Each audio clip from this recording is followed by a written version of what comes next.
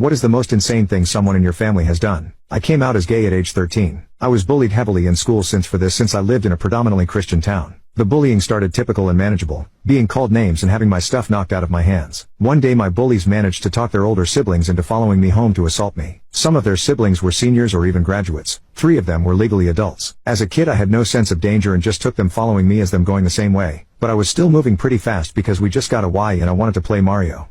Well, I managed to get to my yard but not much further than that when my backpack got grabbed and was pushed to the ground. These teens were now hurting me, and they weren't going easy. One of them managed to SA me. My mom heard the noise and came outside and they ran off after that. My mom picked me up and had to take me to the emergency room for the damage. I had 2 fractures in my nose and a broken arm. This meant I couldn't play the Wii until it healed, and the police were called while I was there.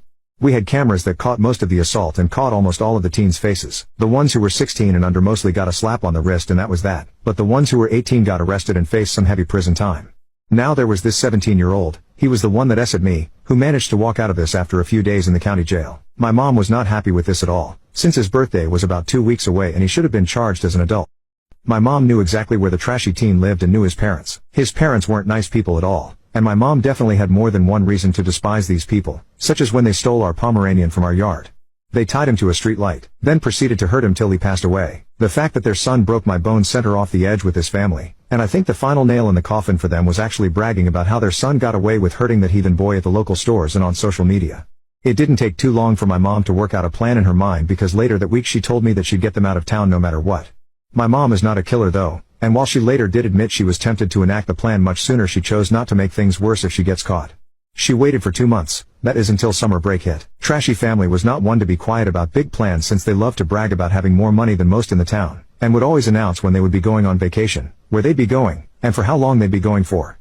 This was it, Mom's golden opportunity. She made sure everything was set, checked around Trashy family's neighbors' houses for any cameras, made sure that she had a place she wouldn't be seen, and on the last day of Trashy family's vacation she went down at night and set their house on fire.